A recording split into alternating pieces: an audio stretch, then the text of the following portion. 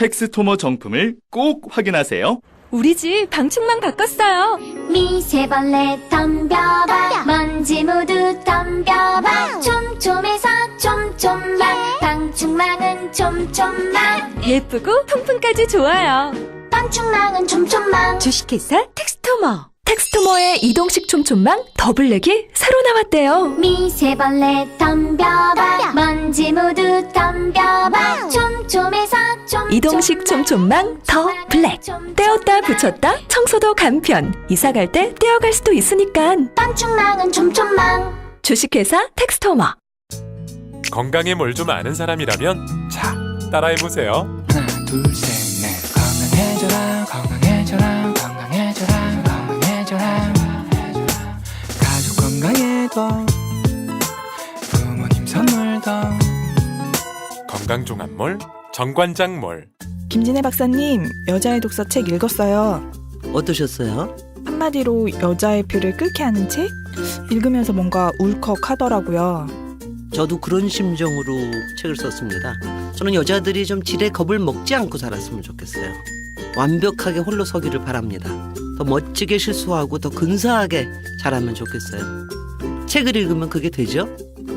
여자의 자존감을 깨우는 책 읽기. 여자의 독서. 다산북스.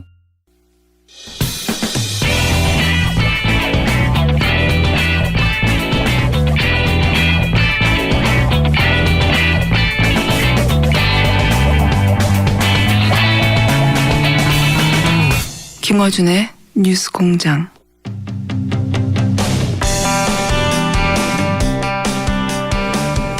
지난 월요일 오프닝에서 제가 언급했던 이야기인데 올해 전기가 남는다는 기사가 났습니다.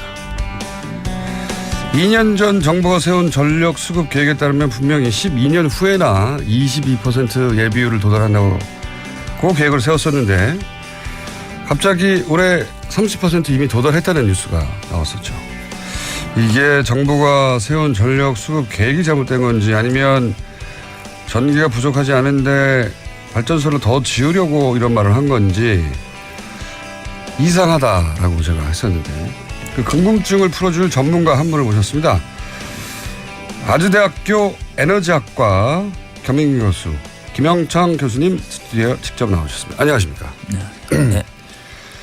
이 분야는 전문가가 도대체 어딘지 잘 모르겠고 그리고 기사를 봐도 도대체 이 기사가 맞는지 틀린지 감수할 수도 없고 저희가 전문가가 아니다 보니까 그런데 이제 교수님을 저희가 모신 이유는 저희가 이제 프로필을 봤더니 굉장히 현장 경험이 풍부하신 제가 잠깐 소개해드리겠습니다. 서울대 전기공학과를 졸업하시고 석박사 하시고 한국전력 한국전력 알아야죠. 한국전력에서 30년간 근무하셨고 그리고 전력거래소 전력거래소가 뭔지도 좀 이따 제가 여쭤보겠습니다. 공개소 상임이사를 하셨고 현재는 국제원자력기구 그 유명한 IAEA 컨설턴트로 활동하고 있습니다. 이 정도면 뭐 이력으로는 이 이상이 있을 수 없다. 한전에 계셨을 때는 어떤 일을 하셨습니까, 교수님? 네, 저는 한전에 30년 근무하면서 주로 발전소 건설 계획을 하는 이론적인 그 컴퓨터 모델과 장기 경영 계획 그리고 전력산업 구조 개편을 담당했습니다. 그리고 전력산업 구조 개편이 된 이후에는 그 전력거래소의 상임이사를 담당하면서 미래 경쟁시장 설계를 담당했습니다. 교수님은 저를 모시겠지만 저는 한 3년 전부터 교수님을 혼자서 주목하고 있습니다. 왜 제가 교수님을 눈여겨 봤었냐면 2년 전인가요? 그 국감 때. 네. 국감 때 나오셔가지고 언론 보도도 거의 안 됐어요. 근데 제가 관심 있는 사안이라 봤는데 국감 때 과장해서 발전소를 많이 지었다 이런 증언을 하신 적이 있죠. 네. 있습니다. 그런 얘기 제가 처음 들어봤거든요. 그러니까 발전소를 그러면 이때까지는 전기가 항상 부족하다. 폭염 때문에 피크치가 올라갔는데 예비율이 뭐 한 자릿수 떨어져서 큰일 났다. 그러면서 발전소 많이 지어야 된다. 혹은 뭐 전기 아껴야 된다는 얘기만 듣다가 어떤 전문가가 나와서 갑자기 발전소 필요 이상으로 많이 지었다는 얘기를 국감에서 하시는 거예요. 그때 네. 그런 말씀 하신 적 있죠? 네. 예. 그러면서 저분은 남들 안 하는 얘기를 해서 고생이 많으시겠구나. 맞습니다. 언제 한번 제가 꼭 만나뵈야지 했는데 예. 마침 올해 언론 기사로는 전기가 남는다 이런 기사가 나와서 제가 직접 모셨습니다. 자, 오늘 지금부터 이제 차근차근 여쭤보려고 하는데 이게 워낙 전문 분야다 보니까 기본 용어 개념부터 좀 설명을 드려야 되겠는데 한전은 알겠어요. 네. 전력 거래소에 근무하셨는데 전력 거래소는 뭡니까? 이것은 과거에 없던 개념입니다만은 새로 생긴 구조인데요. 원래 과거에 있던 한전을 예. 발전자회사를 6개로 나누면서 그 중간에 전력을 거래하고 그에 따른 가격을 결정해주고 전기요금을 정산해주는 그런 기능을 갖기 위해서 한전 내부에서의 전력 시스템을 운용하는 조직을 전력거래소라고 명칭을 붙여서 독립시키면서 예. 산업부 산하기관으로 한 것입니다. 한마디로 전력을 사고 파는 것입니까? 사고 파는 가격을 결정해 주는 것이라고 볼 수 있죠. 그러니까 증권 시장과 비슷하다고 보는데 그러나 전기는 빛의 속도로 다니기 때문에 볼 수는 없지만 그 시간대별로 다니는 전력을 미리 예측을 해주고 발전기를 운영을 해주고 또 내일의 가격을 오늘 결정해 주기도 하고 실제 발전이 된 거에 대해서 얼마로 가격을 발전소한테 지급을 해 주자. 이런 여러 가지 그 핵심적인 돈에 관계된 일을 많이 하고 그걸 백업하기 위해서 전력 시스템 운영이라고 우리나라 발전기 350개가 운전을 하고 있는데 그것에 대한 그 명령을 내려주는 그 중요한 그 분해 같은 기관입니다. 굉장히 중요한 기관이네요. 네. 전력이 남는다 모자란다 가격이 얼마다 이런 거를 결국은 전력 거래소에서 결정하게 된다는 거죠. 네. 예. 한 가지 더 붙인다면은 예. 전력 거래소가 지금 현재 미래 발전소 건설하는 전력 수급 계획까지 담당하니까 계획과 전력 시스템 운용을 양자를 다 담당하고 있는. 굉장히 상태입니다. 중요한 곳이네요. 네. 가격도 결정하고 네. 지금 전기가 모자라니까 발전소를 더 지어야 되겠다는 그런 것도 하고. 거기도 하고 네. 굉장히 중요한 기관인데 예, 예. 일반인은 모르는 곳입니다. 하여튼 전력 거래소라는 것이 있고 네. 그리고 또 이제 전기가 남는다는 기사가 나오면서 최근에 뉴스에 자주 등장하고 예전부터 계속 등장했던 게 이제 전력 예비율이라는 겁니다. 이게 뭔지 좀 설명해 주십시오. 그러니까 전기는 좀 어려운 얘기, 눈에 안 보이기 때문에 어려운 것입니다만 하여간 전력을 사용하는 매초당 에너지와 예. 전력을 공급하는 측의 매초당 에너지가 예. 항상 일체의 주파수가 유지되고 기술적으로 공장이 돌아가는 거 전기를 쓸 수 있는 것입니다. 우리가. 근데 수요가 매 순간 변화하기 때문에 전기는 그렇죠. 누가 얼마를 쓸지 모르니까. 우리는 한전에 신고하고 전기를 쓰는 게 아니라 내 마음대로 스위치를 그렇죠. 5천만이 내 마음대로 전기를 쓰지 예. 지시를 받고 허가를 받는 게 아니고 그렇죠. 쓰기 때문에 그것을 계속 변화하는 것을 발전 설비들이 따라서 공급을 빛의 속도로 해줘야 되고 예. 빛의 속도로 안 할 때 주파수가 떨어질 것이고 뭐 이런 일을 하도록 거래소가 그 컴퓨터 시스템을 운영해가고 도와주면서 이 일을 하는 것인데 예비 전력이라는 것은 얼마나 발전기 설비를 여유를 갖고 운전하느냐 그 여유분을 예비력이라고 그럽니다. 그러면 예를 들어서 제가 잘 이해했나 봐주십시오. 전력이 그 최대 피크 얘기 나올 최대 피크라는 건 이해했습니다. 그러니까 제일 많이 쓸 때.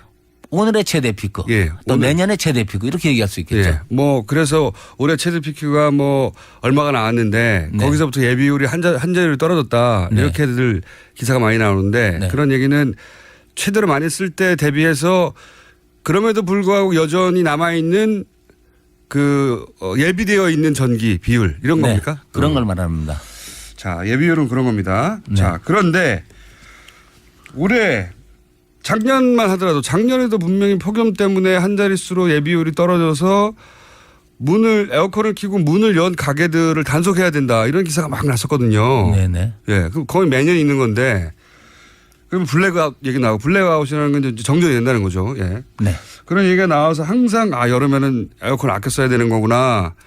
전기 요금 때문에도 그렇지만 국가적으로 항상 조심해야 된다 이런 뉴스만 보다가 올해 갑자기 전기가 크게 남아돈다 이러고 있어요. 제가 네네. 이게 너무 이상해가지고 예. 게다가 불과 2년 전에 세운 계획상 2029년에 가야 22% 예비율에 도달해야 한다고 그랬는데 그런데 올해 벌써 30%가 넘는다. 네네. 이런 기사가 났고 근데 제가 이해가 안 가는 건 발전소는 2년 만에 지을 수가 없는 건데 2년 전에 어차피 2년 후에 어떤 발전기가 가동되기 시작할지 다 알았을 텐데 이 수급 계획을 어떻게 세웠길래 갑자기 이렇게 되는가 이해가 안 가는 거죠. 왜 이런 일이 벌어진 겁니까?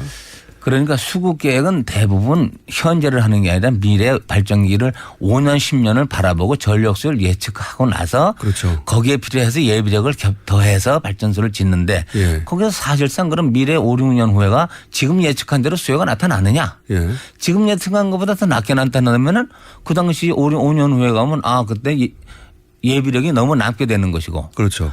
또 전력 수요가 이렇게밖에 성장 안 할 것이라고 해서 예비력을 정확하게 갖춰서 해놨는데 전력 수요가 올라간다 그러면은 그때 5년 후에 문제가 될 것이라고 생각하는데 네. 지금의 오늘은 과거에 5, 6년 전에 이 의사결정이 지금 현재 나타난 것이지 오늘 원하는 건 아니죠. 예. 그래서 오늘 원하는 것이 아니지만 올해 전기가 발전 설비가 남을 수도 있고 모자랄 수도 있는데 올해는 그것이 많이 남는다 이렇게 생각을 하는 것입니다. 그렇죠. 많이 남는다. 네. 그런데 제가 이해가 안 가는 것은 이게 뭐 10년 예측이 틀렸으면 모르겠는데 네.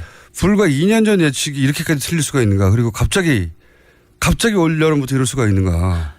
그러니까 뭐가 잘못된 겁니까? 그 말씀은 맞는 것이고요. 제가 네. 조금 아까 말씀드린 거는 발전소를 건설하기 위한 장기 계획에서의 예측을 말씀드렸고 작년이나 올해는 나타나는 결과인데 이것은 아직까지는 현재 많다고 보는 쪽입니다. 뭐 정확한 자가라는 건 어려운 얘기지만 네. 많다고 보는 쪽인데 네. 남는다 한마디로. 많다고 하는데 네. 그 남는다 모자란다를 표현하고 뭐 500만이 있어야 된다. 한 자리 수고 예비력이 있어야 된다. 이거 자체는 제가 보기에는 좀 과장되고 주먹구구 계산이라고 보는 것입니다. 계산 자체가 주먹구구입니까? 계산 자체는 표현 방법이 주먹구구고 예. 그렇게 많이 갖고 있는 것도 주먹구구입니다. 예를 들어서 우리가 미래 발전소를 건설할 때 6년 후에 전력 수요가 이러니까 발전 설비를 얼마큼 지어야 된다고 얘기할 때 뭐 15%나 20%가 있으면 되겠죠. 이렇게 얘기하고 발전소를 지어놨습니다. 네. 그럼 5년 후에 와서 당해볼 때에 그때는 5년 후에 연간 피크를 5년 전에 결정한 발전 설비로 겨우 아슬아슬하게 넘기는 게 가장 효과적인 거지. 5년 후에 많이 건설한 발전기를 가지고 운전할 때에 그때도 피크 시간에 예비력이 한 자릿수인 1000만 킬로가 남는다든가 그렇게 여유를 갖고 넘기는 거는 아니고 그것이 무리하다는 주장이고 그 당시 5년 후가 지금 닥쳤다고 생각을 해볼 때에 올해 피크 때 아슬아슬하게 전력 수요를 맞추면서 잘 넘어간 것이 가장 좋은 거죠. 왜 예비력을 갖느냐. 발전기는 고장도 나고 날씨도 바뀌고 여러 가지 하기 때문에 불확실한 거에 대해서 대응을 하는 건데 불확실한 설비를 가지고 대응을 해왔는데 올해가 5, 6년 전에 본 현실이 올해 나타나는 거 아닙니까? 예. 그럼 올해 피크 때는 발전기를 가지고 전력수요를 아슬아슬하게 잘 공급하면 되는 거지 잘 공급하고도 1000만 킬로가 남았다. 아하. 그거 자체는 설명이 안 되는 것이죠. 자, 그러면 제가 잘 이해해 봐주십시오. 지금 네. 교수님이 열심히 설명하고 있는데 이게 잘 이해가 안 돼서 제가 잘 이해했나 네. 봐주십시오. 워낙 전문 분야라. 교수님 말씀은 뭐 한 자릿수다. 뭐 20%가 남아야 된다. 네. 이런 수치 자체가 주먹구구라는 거죠. 그 표현 자체가 주먹구구라는 그러니까 것입니다. 지금 언론에서는 한 자릿수로 떨어지면 크게 위험하다고 하는데 네. 뭐가 위험하냐. 아니 뭐가 위험한지를 얘기를 해야죠. 그냥 위험하다고 얘기하고 수급 대란이라고 얘기하는 것은 네. 어처구니가 없는 얘기죠. 국민들이 모르니까 그냥 따라가려는 얘기인지. 그렇죠. 지금까지는 예비력이 예를 들어서 작년에 뭐 9점 몇 %였는데 한 자릿수로 떨어지니까 큰일 났다 이런 식의 보도가 많았는데 첫 번째 교수님 지적한 것은 한 자릿수 떨어지면 9%대가 왜 위험한지 설명이 없지 않느냐. 교수님 보기에는 9% 위험하지 않다 이렇게 보시는 거죠. 그럼요. 1000만 킬로가 남아 있는데 무엇이 위험한지를 오늘 전력을 공급하는데 처음 듣는 이야기입니다. 오늘 전력을 공급하는데 갑자기 전력 수요가 1000만이 증가하느냐 이겁니다. 그거를 다 예비를 해야 된다면은 5년 전에 오늘의 수요에다 1000만을 더해가지고 확실하게 하도록 발전기를 훨씬 더 지었어야죠. 그렇지도 않고 지금 와서 피크 때 여름에 1000만 킬로의 예비력이 한 자릿수가 아니면 불안하다. 그러면 9%라 그러더라도 1억 킬로의 9%면 1000만 킬로거든요. 그런 것을 우리가 1년에 하나도 안 쓰는 1000만 킬로를 1년 내에 가져야 되느냐. 예비력에 속하는 1000만 킬로의 발전기는 1년 내내 발전을 한 번도 안 합니다. 왜냐. 여름 이외에 다른 데는 수요가 낮기 때문에 근데 일 안 한다. 그럼 우리가 자동차로 지어놓고 노는 거예요? 수혜도 없이 놀죠. 예비력인데 어떻게 발전을 합니까? 그냥 대기하고 있는 거죠. 쓸데없는 발전소를 지은 거네요? 그렇죠. 그럼 그 돈을 누가 냅니까? 국민들이 내죠. 네. 알지도 못하고 내는 거죠. 마구 이해가려고 그럽니다. 자, 네. 그럼 두 가지. 지금 교수님 주장의 핵심은 9%가 왜 위험한지 설명이 없다. 네. 9%가 왜 위험한지 설명도 없으면서 한 자릿수는 위험하다고 주장하고 있다. 네. 첫 번째. 두 번째는 그렇게 해서 예측하는 것. 앞으로 뭐 20%가 될 거고 뭐 15%가 될 거고 이런 예측도 엉터리다라는 거잖아요. 네. 그다음에 네. 예측이 엉터리면 그다음에 발전소 건설 계획을 하는 사람도 전력거래소. 네. 운영을 하는 사람은 모자라다는 기관도 전력거래소다. 네. 그러면 이사장은 자기 밑에 건설을 계획을 해서 예비력을 계획하는 사람도 자기 부하. 네. 시스템을 운영하는 사람도 자기 부하인데 네.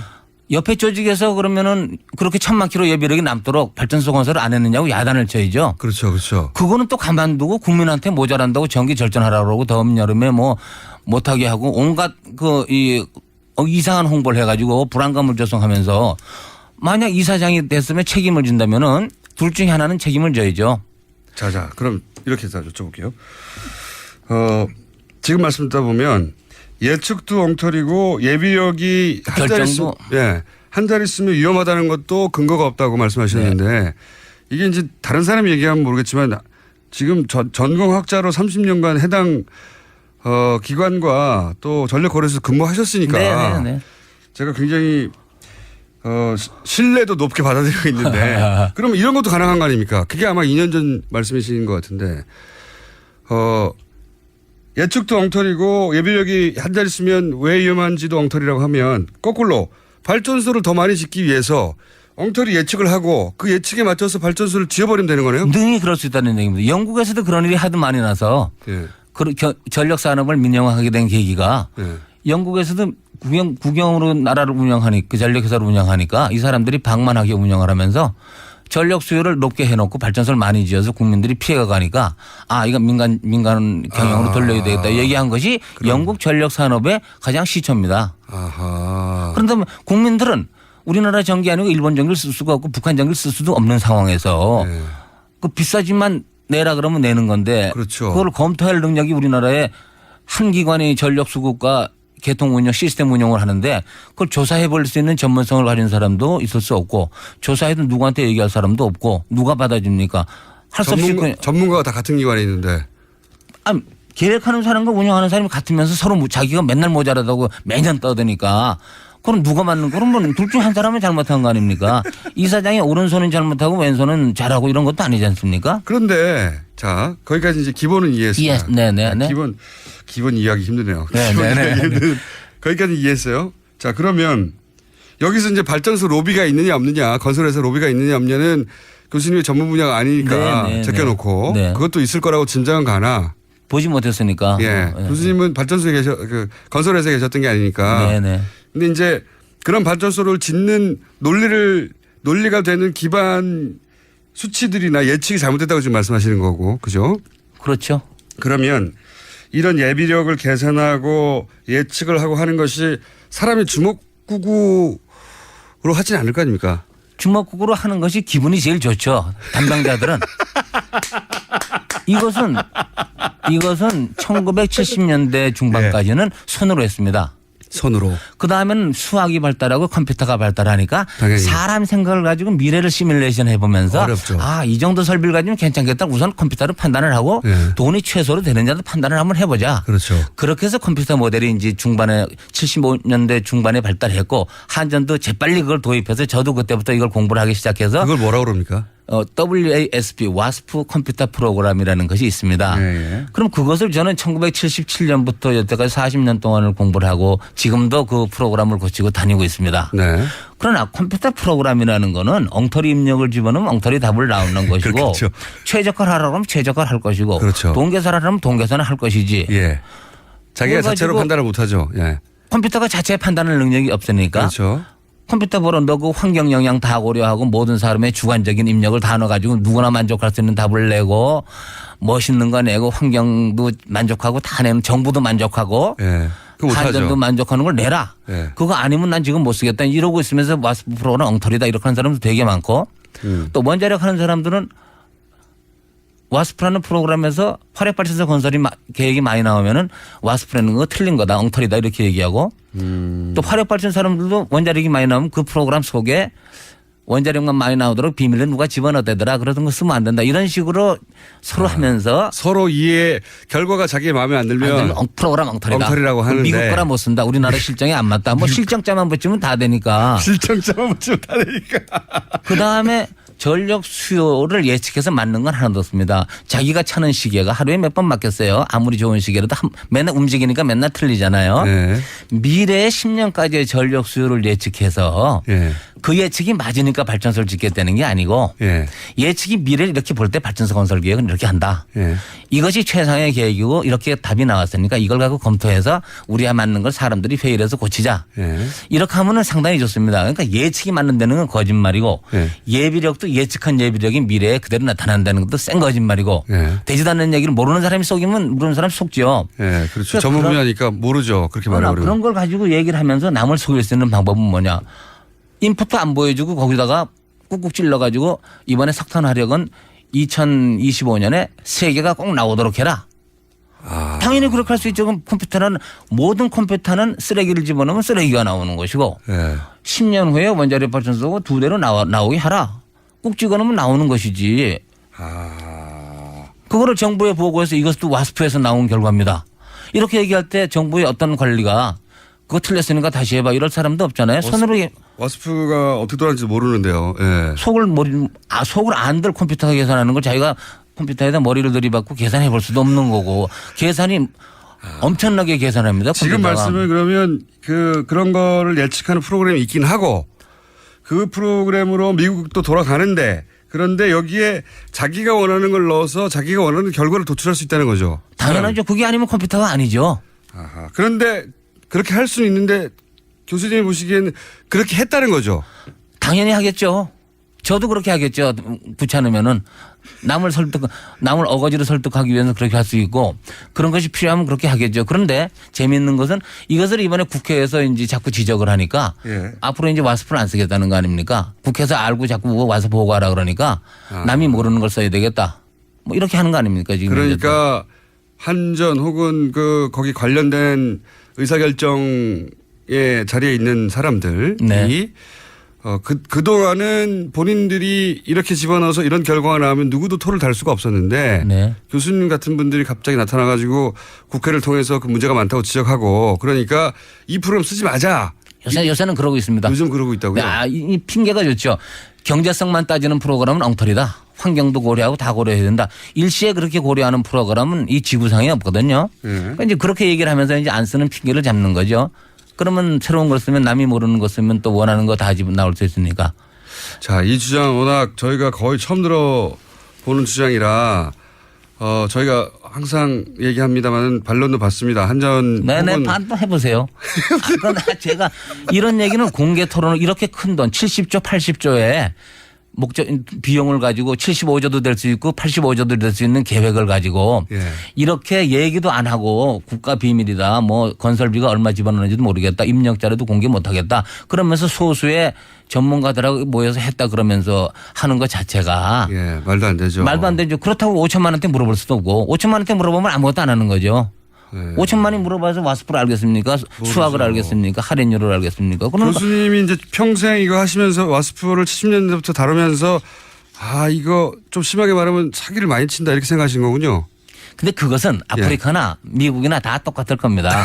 그건 사람이 모여 사는 세계에 다 똑같고 예. 그건 어디나 벗어날 수 없는 건데 그것을 가지고 나라가 선진국이라면은 얼마나 그런 내용을 전문가들 각 분야의 전문가들이 서로 솔직하게 얘기하느냐지 우리나라도 그런 위원회가 엄청나게 많이 구성되어 있고 남이 보면 꼼짝 못하게 구성이 돼 있는데 예, 실제로 아예 거기 있는 사람들이 들어가서 눈치 보지 않고 자기 마음대로 얘기하느냐 하나도 얘기 못하지 왜냐 이번에 얘기를 좀 잘못하게 되면 이 다음에 부르지 않으니까 그 전문가란 소리를 못 듣게 되니까 그 사람은 꼼짝없이 잘하는 거라 그러고 주로 계획안을 거래소가 낼 때 심사할 때 다 맞다 그러죠. 그걸 틀렸다 그러면 되겠습니까? 그러면 예를 들어서 교수님 말씀대로 하자면 핵 발전소를 더 짓는데도 예를 들어서 그런 식으로 핵발전소를 더 짓는 명분을 만들어줬을 수도 있겠네요. 그럴 수도 있죠. 그러나 저는 이런 걸 말씀드리는 게 예. 원자력이 뭐 어디가 나쁘다 좋다 이런 걸 얘기하는 게 아니고 그게 아니라 이럴 수도 있는 것이니까 충분히 그럴 수 있는데 개연성은 항상 있는 거죠. 충분히 그럴 수 있는데 그걸 크로스 체크해서 그 밝혀내거나 막거나 혹은 뭐 조종할 사람이 없다는 거죠 지금. 저는 알아도 힘이 없죠. 제가 혼자고 지금 이러니까 전혀 할 수가 없는데 교수님 혼자 이런 주장하시면 고초를 많이 겪으셨겠습니다. 양쪽에서 손가락질을 받는 거죠. 저는 한국전력에 다닐 때 원자력 발전소가 12개쯤 나왔으면 좋겠는데 8개만 나오면 좋다 그러면은 또 손가락질하고 뭐 이럴 때 할 수 없는 거죠. 그런데 그런 어떤 극단을 쫓겨나신 거 아니에요? 그만두신 게 아니라 쫓겨나신 거 아니에요? 한전에서? 그래도 이 구조 개편한다고 해서 제가 일이 있어서 전력거래소로 옮기고 그래도 약간 당당하게 갔죠. 약간 당당하게. 약간 당당하게 쫓겨나신 걸로 그러면. 예. 자, 벌써 시간이 25분이 다 됐습니다. 네, 기본을 이해하는데 여기까지 왔는데 네. 구체적 사안이 더 나올 것 같아서 저희가 한 번 더 모셔야 될 것 같아요. 그리고 한 번 더 모실지 두 번 더 모실지 모르겠는데. 네, 좋습니다. 더 모셔야 될 것 같은데 마지막 질문 하나만 더 드릴게요. 네. EMS를 손봐야 된다라고 네. 인터뷰 들어오시기 전에 예. 말씀하셨는데 EMS가 뭔지 이해하지 못한 채 들어왔습니다. 네. 그래서 EMS 이거 문제다. 국가가 EMS 정부가 조사해야 된다고. 수사해야 됩니다. 수사해야 된다고 막 주장하셨잖아요. 근데 아무나 수사하면 안 되고 예. 가장 높은 데서 수사하지 않으면은 아마 누구도 말을 안 들을 것입니다. 청와대에서 직접 해야 된다. 네. 그렇지 않으면 절대 말 안 듣습니다. 끝까지 거짓말하고 잘하고 있다고 서로 얘기하고 교수들 다 동원해서 우리가 잘하는데 뭐냐 그러고 이렇게 그렇기 때문에 조사를 해야 된다는 것입니다. EMS를 조사해야 된다. EMS가 뭐 국산으로 EMS가 개발했다. 뭡니까, 근데? EMS라는 거는 간단하게 말씀드리면은 인천공항에서 컨트롤 센터가 있는데 네. 비행기 이착륙을 관제하는 컨트롤 센터가 있는데 거기 사람들이 일일이 눈으로 보면 구름끼면 못 보고 그렇죠. 밤에 못 보고 할 때는 컴퓨터가 자동적으로 그렇겠죠. 비행기 위치 조정하고 다 레이더로 하고 다 하는 그런 자동적인 시스템이 있다고 상상을 해 보십시오. 네. 뭐 잘하고 있겠죠 인천공항은. 그런 것을 전국에 발전기가 350개가 있고 수천 군데에서 전기를 쓰는 것을 매 6초마다도 체크하고 5분마다도 컴퓨터가 체크해서 사람이 전력을 잘 국민들에게 공급할 수 있고 사고가 나서 전력이 다 발전기가 중지하지 않도록 그러니까 전국 도와주는 컴퓨터 시스템이 패키지입니다. 아하. 그러니까 전국의 전기가 제대로 작동하고 효율적으로 움직이고 있는가를 통제하는 시스템이다. 중앙에서. 네. 근데 이 EMS가 뭐가 문제죠? EMS를 여태까지 제대로 쓴 적도 없고 이론을 이해한 적도 없고 국회에서 지적했을 때 왜 그렇게 안 쓴다고 지적하느냐 물어보지도 않고 국내에서 개발한다 그러고 개발했는데 남의 걸 뺏겼는지 안 뺏겼는지 몰래 그냥 하고 제품이 있는지 없는지 제품 검수를 제대로 했는지 아하. 또 누가 돈을 어떻게 쓰고 어디다 돈을 썼는지 민간 회사가 지금 개입한 걸로 돼 있는데 그 민간 회사에 전문가도 없는데 어떻게 세계적으로 프로그램을 개발했는지 교수들끼리 다 짜고서는 잘했다고 속이니까 근데 이것이 왜 중요하냐 그 돈을 다 개인으로 먹었는지 안 먹었는지 사진을 안 찍어서 모르는데 네. 먹어도 좋습니다. 국내에 남아 있으니까. 그런데 그럼 상관없죠. 그건 좋은데 진짜 문제는 뭐냐 그러한 컴퓨터가 없다는 것이 문제입니다. 실제로는 없어요?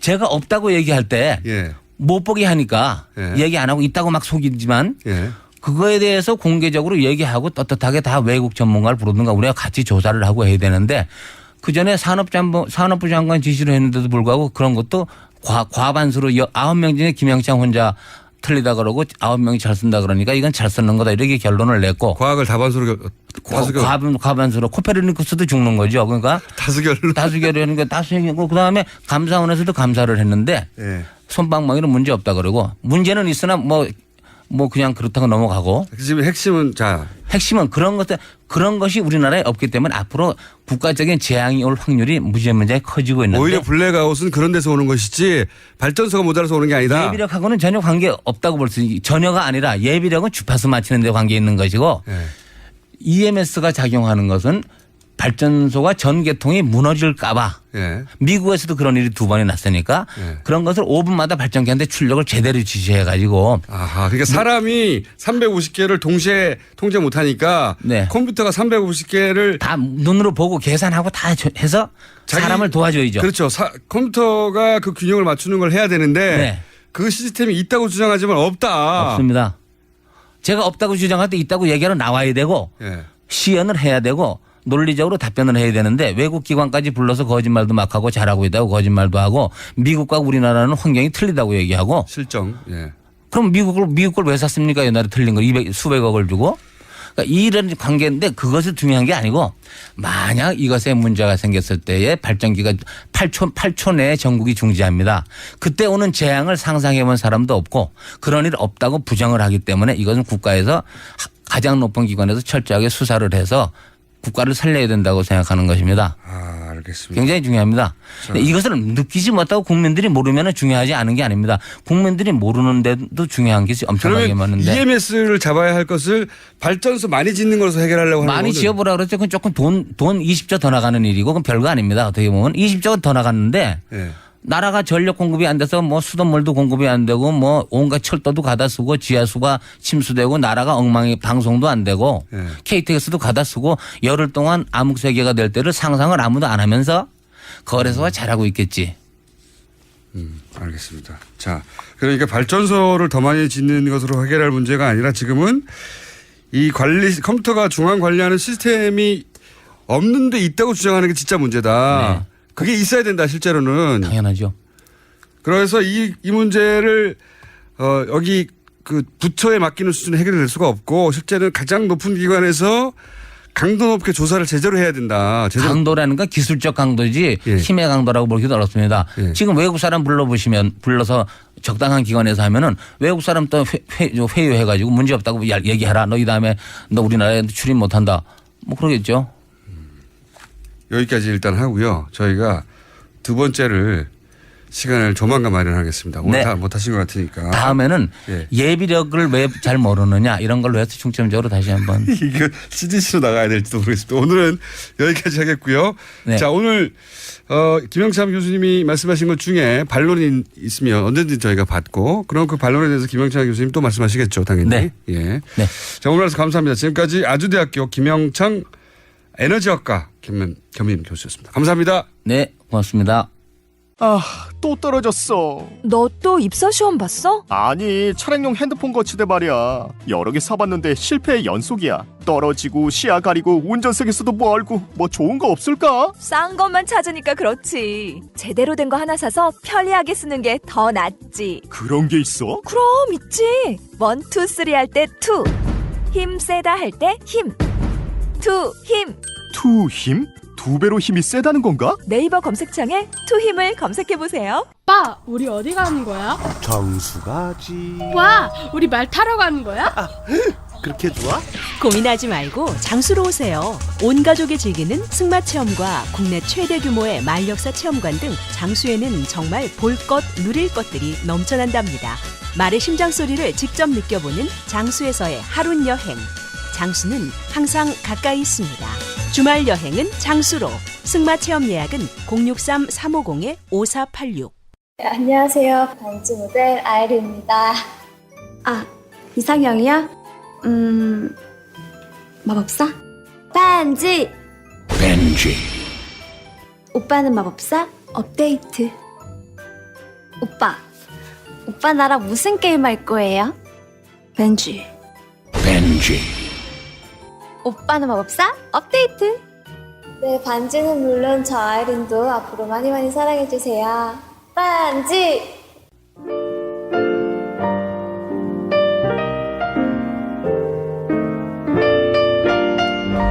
자, 오늘 또 문자 많습니다.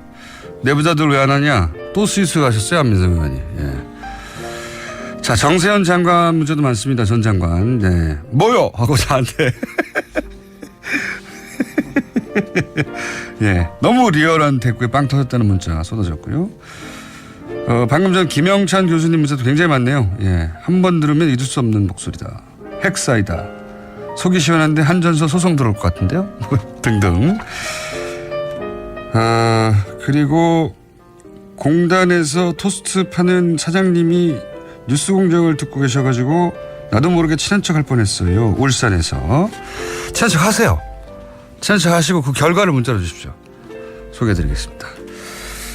여기까지 하겠습니다.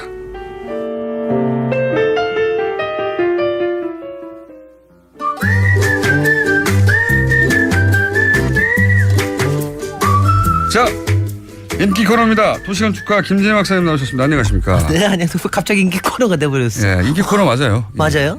고맙습니다. 고맙고, 그리고 코너는 인기인데 박사님이 쓰신 여자의 독서라는 책은 인기입니까? 참, 딱 한 달 됐는데. 예. 이제 좀 저기 반응이 오고 있어요. 이제? 그래서 이제 지금 북토크도 지난밤에 하고 그랬는데 네. 기분이 꽤 괜찮고요. 네. 아니 저는 제목 때문에 여자의 독서. 여자의 독서 그러니까 사람들이 치 이러는 사람들도 있고 그런가 하면 굉장히 끌리는 사람도 있고. 그러니까 여성들이 읽어야 할 아니요, 꼭 독서 그렇지 목록 않고요. 이런 건가요? 아니면? 그러니까 여자 작가들 책만 가지고 썼어요. 제가 그러니까 뭐냐면 제가 제 평생 여자 작가들이 너무 홀대된다는 그런 느낌 때문에 그러니까 이제 제가 여자로서 여자들을 위해서 쓴 거죠. 그러니까 좀 독특한 시각이 있는데 남자들도 꽤 읽습니다. 특히 딸 가진 아빠. 김어준은 절대로 안 읽을 책. 네. 그런가 하면 박사님? 우리 여기 PD. 그만하시죠 이제. 아주 잘합니다. 그러니까 그러니까 괜히 물어봤네. 우리 그거 아세요? 김어준 딸 프로젝트를 해야 된다 이런 얘기들이 여성들 사이에 있습니다. 김어준 딸 프로젝트요? 네. 저를 딸로 만드는 거예요? 아니 그건 해석을 해보십시오. 필요해요. 저를 머리를 묶고 딸로 만들려고 하는 게 아닐까. 자, 지난주에 프라이부르크 굉장히 재밌었어요. 재밌기는 뭐 시작하다 말았는데. 네, 물론 오늘도 시작하다 말 것 같아요. 시간상. 오늘 네, 시작하다 말았는데 재밌는 게 그 독일에 가신 분이 프라이부르크로 행선지를 바꾸신 분들이 꽤 있고요. 네. 그게 SNS로 꽤 왔고요. 그다음에 거기 주민들도 뭐 얘기해 오시고 그리고 프라이부르크에 또 놀이터가 사실은 굉장히 유명하거든요. 근데 놀이터 얘기도 하고. 근데 오늘 짧은 시간인데 어제 지난주 못 들으신 분을 위해서 10초 버전을 요약하면 여기가 전 세계에서 가장 대표적인 탈원전 도시다. 네. 그런데 탈원전을 중앙정부에서 지시한 게 아니라 프라이부르크가 스스로 왜냐하면 그 옆에 있는 검은 숲 스베르츠발트라고 하는 유명한 거대한 검은 숲 지역에다가 원전을 지으려고 하니까 주민들이 나서가지고 안 된다. 네. 대안을 내놓으라고 했더니 좋아 그럼 우리가 대안을 내놓게 네. 하고 스스로 대안을 내놓아서 생태 도시로 유명해진 곳입니다. 글쎄요. 그 대안을 만드는데 한 10년 15년 걸렸고요. 네. 그러고 나서 92년도에 내부에서 시의회에서 만약에 통과시켜가지고 지금 25년째입니다. 그러니까 지자체가 스스로 한 겁니다. 대안을 내놔 버린 거예요. 근데 이게요. 사실은 이제 이렇게 독일이 연방제니까 가능한 거예요. 그렇죠. 우리처럼 예. 이제 지방자치가 안 되고 중앙에서 워낙 돈 많이 내려오고 그럴 때는 어려운데 독일은 연방제고 그리고 이 지역이 또 나름대로는 상당히 이제 유서가 깊은 데니까 그리고 돈도 얼만큼 있고 대단히 고학력자들이 많은 맞습니다. 그것도 있고 그리고 여기는 정당도 무지 많아요. 네. 그리고 녹색당 시장이 처음으로 당선된 데가 여기입니다. 그러니까요. 도지사도 나오고 가장 그러니까 진보적인 도시라고 할 수 있는 거죠. 그런 사실. 거죠. 그러니까 예. 근데 굉장히 정말 놀라운 게 25년 동안에 이게 바뀌어진 걸 보면 그러니까 우리가 특히 이제 도시계획이나 건축하면서 온 이상적인 얘기를 다 하다가 그다음에는 이제 다 그야말로 용도사회가 되잖아요. 현실 앞에서는 여기서는 다 됐어요. 이게 너무 신기한 거예요. 그러니까 이게 도시건축가 입장에서는 정말 환상적인 아니 거군요. 이게 그래서 제가 가서 이런 얘기를 했어요. 도시의 미래가 있다. 네. 제가 만약 솔직히 속은 항상 좀 비관적인 것도 있는데 도시의 미래를 봤다, 인류의 희망을 봤다. 막 이런 정도로 어떻게 바뀌었는지 조금 더 설명해 주세요. 그러니까 이거 하면은 일단은 그러니까 원전을 짓지 않는 대신에 우리가 자급자족을 하겠다. 네, 에너지 문제 우리 스스로 해결하고 에너지 문제는 한 85%를 지금 자급자족을 하고 있습니다. 완전히. 네. 그리고 이제 가시면 그냥 일반인의 눈에 봐도 보면은 없는 것들이 많아요. 일단은 뭐가 없습니까? 전봇대 없겠고 일단. 전봇대도 없고 그다음에 차도 되게 없어요. 되게 다 모든 게 거의 전차로 다닙니다. 전차로 거의 하고 그다음에 주차장이 잘 없어요. 공영 주차장 차가 잘 없으니까. 집 앞에 주차장 놓는 거를 아예 안 합니다. 그다음에 많은 건 또 무지 많죠. 많은 건 솔라 패널. 온데 솔라 패널이 있어요. 근데 솔라 패널 이게 공공 건물부터 저기까지 일반 주택까지. 아니 있고. 원전 없이 어떻게 할 거냐 했더니 자기들이 그거 하고 그다음에 태양광을 할게 이렇게 한 거죠. 그다음에 저기 하는 게 발전소가 동네 발전소들이 그렇게 많아요. 조그만 발전소. 동네 발전소요? 아니 우리는 맨날 열병합 발전소 해가지고 지역 냉난방 한다고 그러고 무지무지 크게 짓잖아요. 네. 여기는 뭐 폐열 열병합 발전소, 그다음 지열 발전 이것도 하나하나 다 얘기하면 힘든데 이런 것들이 조그만 것들을 동네에다 이렇게 분산을 시켜 놓습니다. 근데 그렇게 되면은 이제 별로 누가 뭐라고 얘기할 게 별로 없잖아요. 동네에 조그만 게 있다는 거죠. 네. 그다음에 또 많은 거 쓰레기통 무지 많아요. 아니 그러니까 제가 처음 가서 놀란 거는 왜 쓰레기통 이렇게 많죠? 그러니까 쓰레기통이 다 분리로 해야 되는 거 있고 분리를 구분을 해서 나눠야 우리나라처럼 되는 거 분리하는 데가 잘 없어요. 잘 근데 모르시겠지만 여기는 해외에는. 아니, 그러니까 쓰레기통이 흥미로운 게 주택가에 많은 건 당연하잖아요. 예. 바로 하니까 도심에 그렇게 많아요. 그것도 김호준보다 더 큰 쓰레기통이. 그렇게 쓰레기통을 많이 그렇게 띄운 큰 이유는요? 것들을 아니 그건 뭐냐면 아니까 거기다가 분리하는 겁니다. 그러니까 제대로 모든 분리하라고. 재활용 분리를 하는 거로 해가지고 리사이클을 하고요. 제대로 하자. 완전히 제대로 돼 있는 이런 건데. 먹거리는 어때요? 어? 먹거리는 이제 여기에는 광장에서 얘네들은 뭐냐면 냉동식품 먹는 건 야만이라고 생각을 해요. 그래서 광장이 동네마다 광장이 있어가지고 12시부터 2시까지는 항상 지역에 바로 그 흥림이나 이런 데서 나와서 동네 파머스 마켓이 열립니다. 그러니까 제철 음식을 먹는 게 이게 문화적이다라는 생각들을 하고 있죠. 그 동네에서 자기들이 재배를 한다면 자기들끼리 파는 자기들 걸 팔고 그러는 거. 그게 그러니까 문화가 그러니까 완전히 문화가 달라진 거예요. 정말 삶의 방식이 달라. 연애하는 방식도 자전거 무지 많고 자전거 도로만 여기가 한 거의 200km인가 돼. 하여튼 자전거가요. 도시가 조그만데 200km나 돼요. 그리고 자전거가 아시다시피 그거 모르실 거예요. 독일에는 특히 프라이부르크는 자전거 면허증이 있어요. 자전거 면허증이요? 네. 아 그래요? 그러니까 자동차 면허증은 필요 없지만 자전거 면허증은 필요해요. 그래서 6살부터 시작을 해가지고 단계별로 해가요. 자전거를 아무 때나 다 탈 수가 있는 게 아니라니까 자전거 면허가 절대로 필요하기 때문에 워낙 자전거 많아서 자전거 면허증을 그리고 자전거 면허증이 있어야 왜 길에 가면은 자전거 왜 공공 자전거 있잖아요. 예. 공공 자전거들 빌려 타는 게 아니라 그냥 거기다 타고서 갖다가 놓고 딱 놓고 그 다음에 가고 이러는 거 그런 것들이 그렇게 많아요. 그러니까 너무 그러니까 이런 게 정말 되는구나라고 하는 게 너무너무 신기한데 이렇게 하고 싶은데 현실적으로 불가능하다는 게 다 되는 거예요. 그러니까 우리가 생각하는 그 카쉐어링 여기서부터 시작했습니다. 그러니까 모든 게 여기서부터 그게 다 된다는 게 신기하고 그다음에 제가 꼭 강조하고 싶은 게 뭐냐면 사람들이 이렇게 하면은 거기가 굉장히 이상적이고 저기가 높아서 그래 지적인 수준이 높아서 그게 아니고요. 정말 기가 막힌 게 여기에는요. 여기서 생산되는 솔라 패널이 독일의 30%를 시장을 차지하고 있습니다. 산업적으로도 그러니까 프라이부르크 대학 해가지고 산업적으로 솔라 패널의 기술적인 수준을 확 올려버렸습니다. 자기들이 직접 그걸로 전기를 발생시켜도 자기들이 전기를 써야 되니까. 그리고 여기에 김호준 공장장이나 대학에 점심 먹으러 가던 이런 조그만 도시를 완전히 에코 투어리즘이라는 게 있잖아요. 생태 투어리즘을 해가지고 한 10여 배 늘어서 그러니까 모든 인터내셔널 컨퍼런스가 여기서 열립니다. 에코에 관련된. 실제 돈도 더 잘 버는 도시가 됐고. 돈도 잘 벌고 일자리도 훨씬 더 늘어났고 그러니까는 이게 되는구나. 신기하네요. 너무 신기해요. 그래서 우리나라도 얼마 남지는 않았지만 우리나라도 지금 순천 또 수원 다 자매도시 맺고 있거든요. 근데 우리나라도 글쎄 서울도 물론 열심히 해야 되지만 큰 도시도 해야 되지만 작은 도시에서는 그냥 시범적으로 그냥 가서 보고만 오지 마. 그러니까 솔직히 거기 사람들은요 공무원 한국에서 공무원들이 너무 와서 진료해요. 그렇게 많이 가르쳐줬으면 가서 좀 실천을 해라. 보고만 오는 거죠. 맨날 보고 와서 보고서 쓰고 나서 그다음에 끝. 그럼 현실적으로 한국 실정에 맞지 않아요. 그다음에 제가 한 가지만 더. 여기 태양열 난방 저희 패시브 하우징 그러니까 태양열 이게 지별판뿐이 아니라 그 패시브 하우징을 하는데 모든 공공 건물을 단열을 했습니다.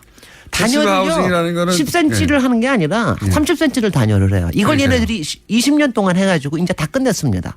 근데 어느 정도는 주택까지도 보조를 해주는데 겨울에 난방하는 날짜를요 한 열흘만 하는 경우가 많아요. 패시브하우스 설명하려면 시간이 없네요. 패시브하우스는 다음에 다시 한번 다음 주는 아니고 패시브 하우징만 따로 또 한번 하겠습니다. 이거는 근데 이거는 그만하셔야 됩니다. 김진애 박사님이었습니다. 안녕. 내일 뵙겠습니다. 안녕.